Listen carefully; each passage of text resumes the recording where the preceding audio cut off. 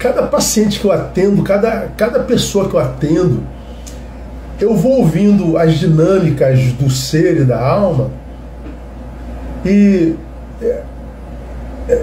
quando eu discerno o que o levou ao lugar desagradável no qual está, a gente vê a luzinha acendendo lá na cabeça do aconselhando, do paciente, e a gente vê assim, caramba, ele não sabia disso. A gente clarifica, seja pelo saber humano, pela formação, até mesmo pela palavra, dependendo de cada atendimento, e a gente descobre que o que é absurdamente simples para nós é uma descoberta super, hiper, ultra extraordinária para o outro. Independente da sua idade, eu tenho me encontrado com gente com 40, 50, 60 anos, mas é existencialmente infantil, assim, de uma infantilidade modal de ser do mundo, por exemplo, que me espanta. É aquela palavra de Deus que diz lá, se eu não me engano, em Pedro, pelo tempo, já em Hebreus, já devíeis ser mestres, mas ainda necessitais que se vos dê leite por alimento. Ou seja, lá em Hebreus o texto está acusando aquele povo, seus missivistas, de infantilidade existencial. Esse modo infantil de ser no mundo. Pelo tempo vocês já eram para ser mestres, vocês já eram para ser muito mais maduros, vocês já eram para estar muito mais maduros. Mas me parece que hoje as pessoas envelhecem, mas não amadurecem. O que lhes paralisa, o que lhes fere profundamente muitas vezes coisas muito pequenas, muito infantis. Um quesinho, uma vírgula de discernimento já resolvia o problema de tanta gente. Claro, há casos e há casos, e a gente atende casos gravíssimos, pesados, e que vão levar tempos para que se chegue à cura, mas há outros casos que são ciscos nos olhos, que a gente tira e resolveu o problema num momento só. Então, eu queria com vocês nessa noite, esse tema aqui seria tema para 1 mês de palestra, seria tempo para 2 meses, 3 meses de estudo. Mas eu vou resumir um pouquinho. Eu vou começar dizendo a vocês o seguinte: se eu fosse vocês, eu anotaria isso aqui. O mal não nos atinge quando algo ruim nos acontece ou quando algo ruim fizeram a nós. Não.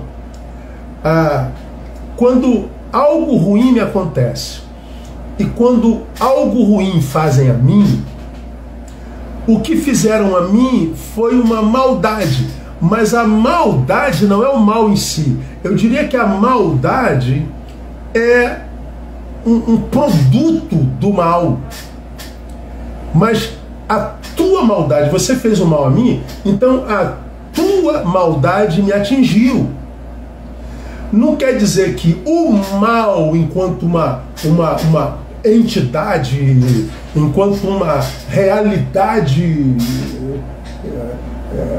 supra-humana, o mal em si tenha me atingido. Não. A sua maldade, ou seja, um produto da tua natureza me atinge. Me pegou distraído, puxa, me machucou. Bom, mas não foi o mal que me atingiu, foi a tua maldade. Quando é que o mal de fato me atinge? Quando é que o mal me acomete? O mal só me acomete quando ele consegue mudar a minha estrutura existencial. Estrutura. Quando ele muda a minha estrutura existencial e, como consequência disso, ele desconfigura o projeto de Deus em minha vida. E por que ele faz isso? Porque a minha estrutura existencial foi desconfigurada, ou seja, eu mudei, o mal me mudou. Vamos imaginar que a tua maldade me alcançou. Pum, bateu em mim. E aí, eu não soube lidar com a tua maldade, e por não saber lidar com a sua maldade, eu permito que o mal penetre em mim, mude a minha estrutura existencial, quiçá de um homem bom a um homem rancoroso, de um homem producente para um homem inútil, de uma pessoa alegre para uma pessoa amarga e triste, de uma pessoa serva para uma pessoa egoísta. E a partir dessa mudança estrutural, eu começo então a produzir, ou seja, o bondoso produz maldade, o generoso indiferença, o ativo passividade, de modo que aquilo que eu era em Deus foi mudado pelo mal que me atingiu, e porque o mal me mudou, o projeto de Deus em minha vida também muda, porque o que Deus tem para mim, tem para o que eu sou em essência, e não para aquele que eu me tornei quando o mal me alcançou. Ficou claro? Então vou resumir. O mal não me atinge quando algo ruim me acomete ou quando algo ruim me fazem. O mal só me acomete quando ele muda a minha estrutura existencial e, como consequência disso, desconfigura o projeto de Deus em minha vida. Então, é literalmente o que disse o ateu Jean-Paul Sartre. Ele disse: a questão não é o que fazem conosco, mas sim o que nós fazemos com o que fazem conosco. Bom, o que você fez a mim foi uma maldade. Ponto. O que eu vou fazer com a maldade que você me fez? Bom, é a partir do que eu faço é que o mal me acomete ou não. Então, o que acontece, o mal me acomete, não na tua ação sobre mim, mas na minha reação. Então, escuta o que eu vou lhe falar. O mal não é uma ação de terceiros. O mal é uma reação à ação de terceiros. Mastiga aí com os dentes do cérebro. Ok? Então nós estamos falando do mal enquanto entidade, não da maldade propriamente dita. Todos nós somos capazes de produzir alguma maldade, um equívoco, um erro, um desvio, um deslize, uma fraqueza. Isso não quer dizer que o mal me atingiu. Eu posso fazer mal a você. Puxa, que merda que eu fiz. Aconteceu. Não significa dizer que eu seja malvado e que a maldade que eu fiz possa deformar você.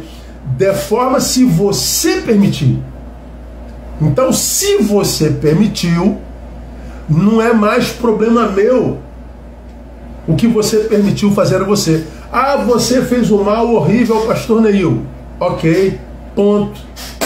Virou passado. E o que você vai fazer, Neil?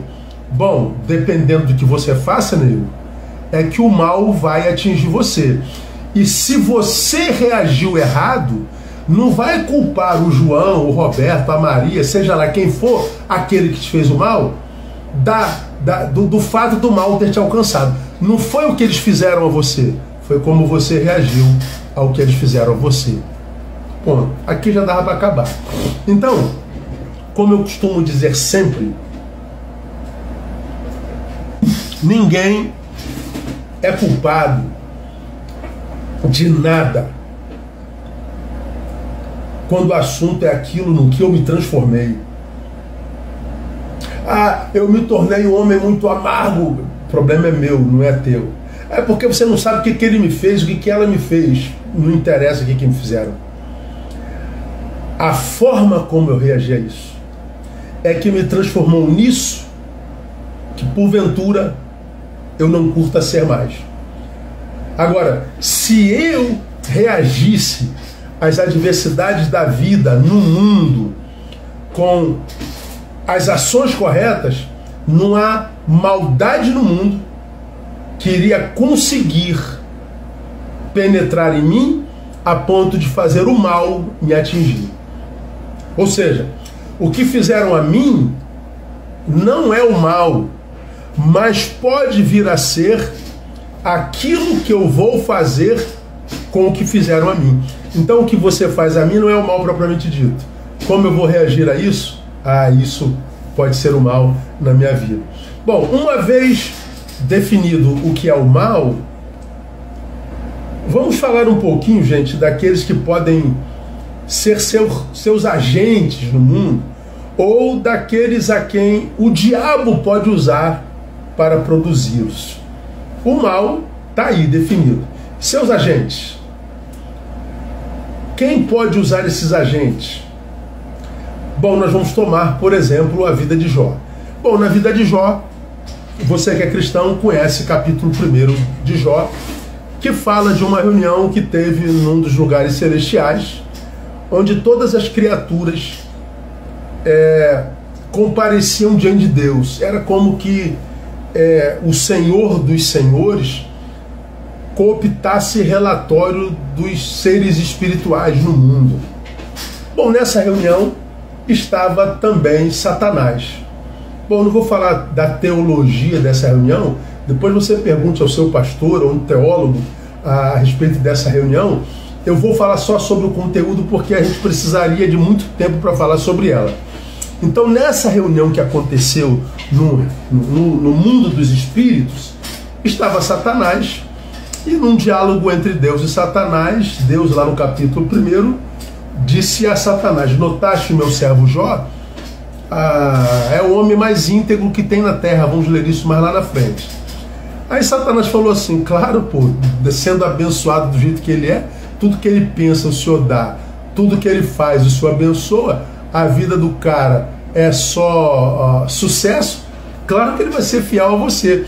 Aí Deus diz assim: não, ele não me é fiel porque eu dou coisas a ele. Ele me é fiel por causa do que eu sou nele, por causa do que eu sou para ele, não é o que eu dou a ele. A fidelidade de Jó tem a ver com a nossa relação e não com o que eu dou ou faço a ele. Bom, Satanás não acreditou, é como se Deus dissesse literalmente: bom, você pode tirar a prova disso, toque em tudo quanto ele tem, só não toque nele, ou seja, na sua alma, na sua estrutura, que o mal não chegue à sua alma, eu não lhe dou permissão para isso. Bom, então Satanás saiu da presença de Deus e começou a produzir maldade sobre a vida de Jó. E num dia aconteceu o que eu vou ler para vocês a partir do versículo 13. Certo dia, quando seus filhos de Jó e suas filhas comiam e bebiam vinho em casa do irmão mais velho, veio um mensageiro a Jó e lhe disse: os bois lavravam, as jumentas pasciam junto a eles, e deram sobre eles os sabeus e os tomaram. Mataram os moços ao fio da espada, e só eu escapei para trazer-te a nova. Enquanto este ainda falava, veio o outro e disse: fogo de Deus caiu do céu e queimou as ovelhas e os moços, e os consumiu, e só eu escapei para trazer-te a nova. Enquanto este ainda falava, veio o outro e disse: os caldeus, dividindo-se em 3 bandos, deram sobre os camelos e os tomaram. Mataram os moços, os empregados, ao fio da espada, e só eu escapei para trazer-te a nova. Enquanto este ainda falava, veio o quarto, veio o outro e disse: teus filhos e tuas filhas estavam comendo e bebendo vinho em casa do irmão mais velho, e eis que sobrevindo um grande vento de além deserto, deu nos 4 cantos da casa, ela caiu sobre os mancebos, de sorte que morreram. Só eu escapei para trazer-te a nova. Bom, diante de tantas más notícias, diz o texto no versículo 20, então Jó se levantou, rasgou o seu manto, raspou a sua cabeça e, lançando-se em terra, adorou. Bom, rasgar a roupa e raspar a cabeça era uma ação do costume da época de indignação, de tristeza, de humilhação plena. Era como alguém dizendo assim: eu não sou mais nada, eu perdi tudo, eu não valho mais nada. E ainda que ele se reconheça como tal, diz o texto que ele se lança no chão como um miserável, e ao invés de murmurar, o texto diz que ele, lançando-se em terra, adorou e disse: Olha o que ele disse: no saí do ventre de minha mãe, no tornarei para lá. O Senhor deu e o Senhor tomou. Bendito seja o nome do Senhor. E o versículo 22 diz: em tudo isso Jó não pecou, nem atribuiu a Deus falta alguma. Preste atenção. Num dia, Jó perde tudo que ele ajuntou na vida inteira. Jó já era velho. Tudo que ele juntou a vida inteira: camelos, bois, cabras, bodes, pasto. Os inimigos tomaram tudo, mataram seus empregados, mataram seus animais, levaram tudo que tinha no curral, levaram tudo que tinha na despensa. Veio um terremoto com vento estrondoso e a casa cai, mata todos os seus 10 filhos, e só ficaram vivos nos 4 tormentos um único empregado para entregar a má notícia para Jó. Esse foi um dia de péssimas notícias. E tudo isso aconteceu depois que Deus deu permissão para que Satanás tirasse tudo que Jó tinha. Ele só não teve permissão para tocar no ser, na estrutura. E você vê que Jó era o homem mais justo da terra, ele era um adorador, ele era um servo fiel a Deus. Deus disse: a sua fidelidade, o seu amor não tem a ver com o que eu dou a ele, mas com o que eu sou para ele. Ficou provado que o que Deus disse era verdade. Jó perdeu tudo que construiu na vida inteira num dia, mas o adorador nele permaneceu íntegro. O adorador não se transformou em murmurador. O adorador não se transformou em questionador. O adorador não se transformou num ser ingrato. O adorador permaneceu incólume, intocável. Perdeu tudo, todas as coisas. A maldade se derramou sobre a sua história, sobre a sua casa, sobre a sua vida, sobre a sua família. Perdeu tudo. Ele continuou adorador.